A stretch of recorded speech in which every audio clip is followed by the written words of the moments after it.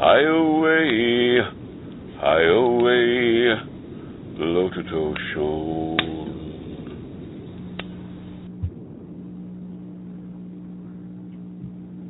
Good. You're and that was a chant that opened up that afternoon. Chris? Yeah, that, I said it earlier. That was my favorite part. What you guys have to understand is, we're in this circle. We have this fire going. All this energy that's swirling around us, and then Victor is channeling this chant. For me, being a channel, to see somebody else, do something similar to what I do, it was amazing to me. And I was right next to him, right to the right of him, and the energy that was being produced by that chant. Now, everyone could speak on it if they want. To me, it was just it was heartfelt. It was emotional. It was beautiful. And why don't we continue that in the second hour, because we have to take a break right now. This is Second Sight Radio on the D.T.M. Wicked Radio Network. Our topic tonight, the weekend at Jeff Legier's, the weekend of spiritual family reunion and amazing activity. We'll be back in the second hour. Stay tuned, everybody.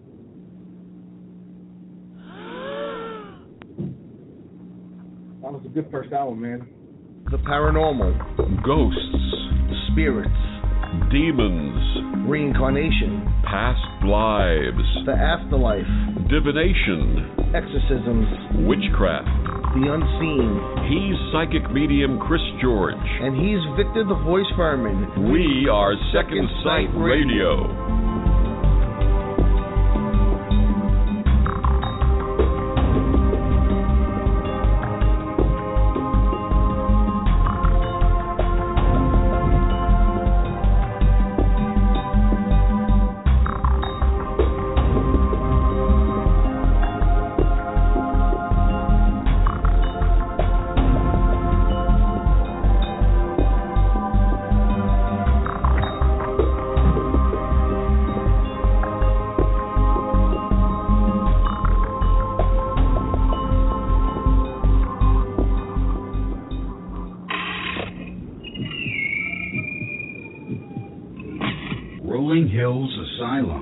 Located in East Bethany, New York, just minutes between two major airports, Rolling Hills Asylum is a hotbed of paranormal activity. They have been featured on Travel Channel's Ghost Adventures, Paranormal Challenge, as well as Sci-Fi Channel's Ghost Hunters. Rolling Hills Asylum has been named the #2 most haunted location in the United States by HauntedNorthAmerica.com. The property was established on January 1st, 1827 as the county poor farm.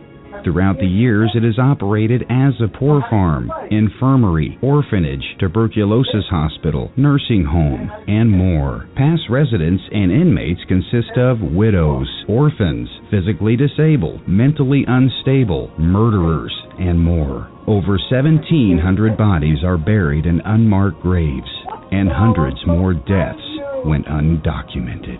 Rolling Hills Asylum is known for a plethora of phenomena, including disembodied voices, doors slamming, footsteps, sounds of furniture moving, full-body apparitions, shadow people, ghostly touches, and numerous Class A EVP. Rolling Hills Asylum proudly offers historical and flashlight tours, 4- and 8-hour public ghost hunts, 8- and 9-hour private ghost hunts, and more, by appointment or pre-booking only. For more information, please visit www.rollinghillsasylum.com. That's www.rollinghillsasylum.com. Or give them a call, 585-502-4066.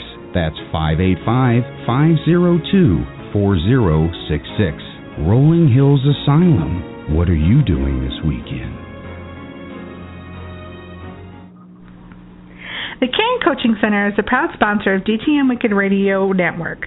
What would it mean to you to have better health, more energy, more vitality, and an all-around better life? At the Caring Coaching Center, our mission is to be your partner in helping you reach your health, fitness, and lifestyle goals. We do this through a dynamic 6-month program that helps our clients reach their goals and their full potential. And it all starts with a free, no-obligation, 50-minute health history consultation. Just visit us at the www.thecaringcoachingcenter.com to schedule your free consultation today. Or you can go to www.dtmwickedradio.com, click the sponsor page, scroll down to the Caring Coaching Center tab, click on the tab and open up to the website to... All right, rock soldiers, listen up.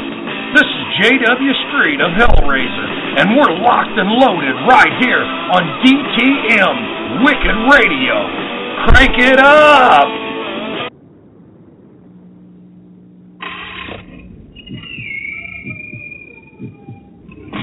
Rolling Hills Asylum.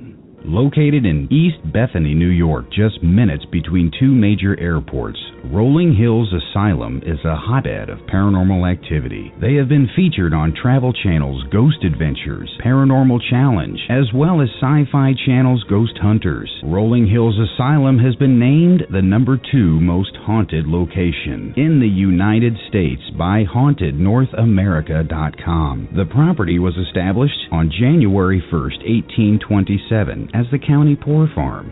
Throughout the years, it has operated as a poor farm, infirmary, orphanage, tuberculosis hospital, nursing home, and more. Past residents and inmates consist of widows, orphans, physically disabled, mentally unstable, murderers, and more. Over 1,700 bodies are buried in unmarked graves, and hundreds more deaths went undocumented. Rolling Hills Asylum is known for a plethora of phenomena, including disembodied voices, doors slamming, footsteps, sounds of furniture moving, full-body apparitions, shadow people, ghostly touches, and numerous Class A EVP. Rolling Hills Asylum proudly offers historical and flashlight tours, 4- and 8-hour public ghost hunts, 8- and 9-hour private ghost hunts, and more, by appointment or pre-booking only. For more information, please visit www.rollinghillsasylum.com. That's www.rollinghillsasylum.com. Or give them a call, 585-502-4066. That's 585-502-4066. Rolling Hills Asylum. What are you doing this weekend? The paranormal, Ghosts, spirits, demons, reincarnation, past lives, the afterlife, divination, exorcisms, witchcraft. the unseen. He's psychic medium Chris George. And he's Victor the Voice Furman. We are Second Sight Radio.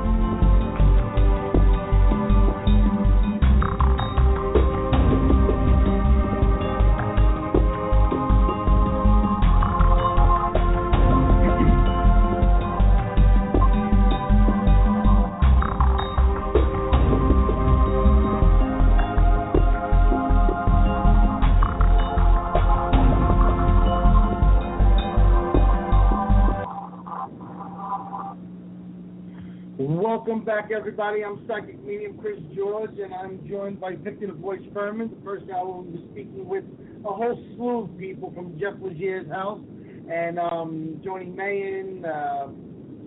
Who else? We have Tom Gillespie. We have a whole bunch of people. We're talking about this amazing event that took place at Jeff Legier's house in Salem, Massachusetts, and it's been an amazing first hour. Victor, what do you want to say?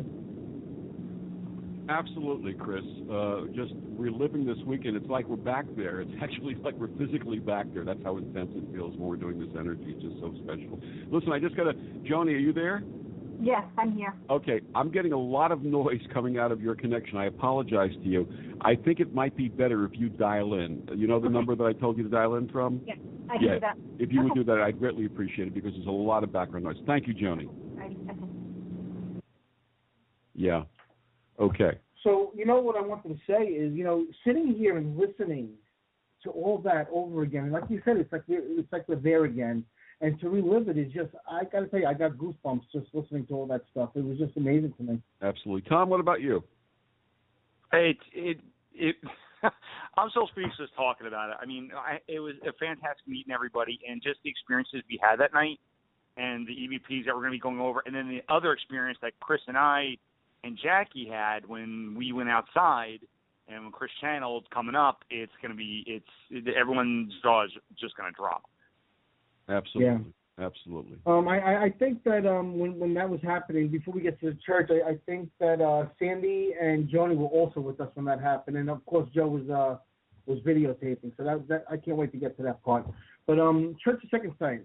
I'd like to talk a little bit about the shooting that happened with the 9 people who got shot in the church, and it's so easy to make it a race thing, and the guy did. It is a race thing because the guy said, "I'm here to kill black people." Basically, he said it's a racial thing, which is horrible.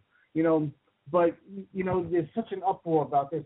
Why aren't people just mad that somebody killed somebody? Why does it have to be because it was a white guy killing a black guy, because it was a black guy killing a white guy? Why can't it be that these people are just pieces of shit because they're pieces of shit? It doesn't matter if they're white, black, Chinese, Puerto Rican. What the frig does it matter what color they are? The fact that they think it's okay to take a human life, not only a human life, but 9 human lives, that's a friggin' animal. And that's somebody who deserves to pay for what they've done. And all these people that say, you can't kill, you can't, the death penalty, screw that. This guy deserves to die because he's an animal. And I don't care if he's white, black, or whatever friggin' nationality he is, whatever color he is irrelevant to me. That's an animal. And they deserve to be treated that way. Victor? Well, that I take a slightly different point of view on this, as I always will. And we have a sick world right now. We're living in a very sick world. And one of the things that I had mentioned when we had our gathering at Jeff's house and all the connections we've been making, there's a quickening taking place, that people of spirit, people of energy are getting together for the higher purpose, and that higher purpose is going to be to heal and reclaim the sick world, and I think that's what this is all about for all of us. And my heart goes out to the poor here are people in a place of worship, in a house of God, exercising their freedom and their right and their love of doing what they do, studying the Bible, studying religion, getting connected to spirit in the way that they choose to get connected with spirit, only to have their lives taken away by someone who we don't know what the basis of his craziness, his insanity, his sickness is. And it is a sickness. It really is an illness. And it's an illness that is pervading and permeating this world right now. And whether it be ISIS or whether it be people who are attacking each other in any place, it's time for people of spirit and people of heart and people who really care to start reaching out and stopping this.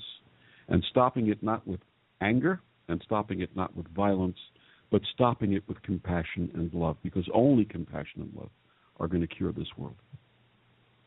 Okay, that's what Church of Second Sight. Can I get an amen? Amen.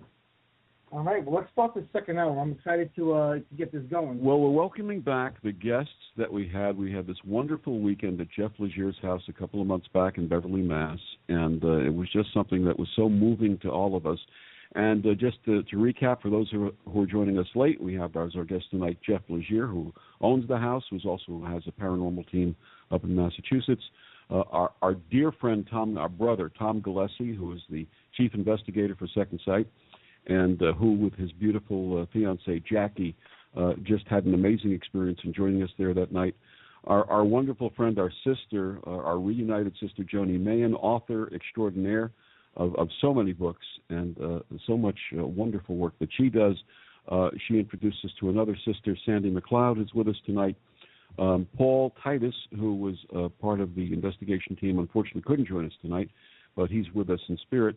And Joe, Joe, I blew your name in the first hour. I thought it was Renone, but it's Renoni? Yeah, but it's close enough, so I go with it. Okay, just Renone sounds so powerful, and Renoni sounds powerful too. It's a great name. Either way, any way you say it, but I always like to try and get the person's name the right way, the way that they pronounce it, and that's important to me. So that's I apologize. Fine. I appreciate it, Victor. No apologies. Okay, so we had this wonderful afternoon in preparation for the evening that was to follow. And the first thing we had pizza, and we did a pizza run, and we brought back pizza for everybody, and even the ghosts had some pizza when we came back. Chris, you're about to say something? I was going to say we had chicken wings, too. And chicken wings, that's right. Pizza and wings, and that was a wonderful experience, having the pizza and wings. But we had other work to do after the dinner, and I guess what happened was we sort of broke up into a series of teams because we had the outside area where we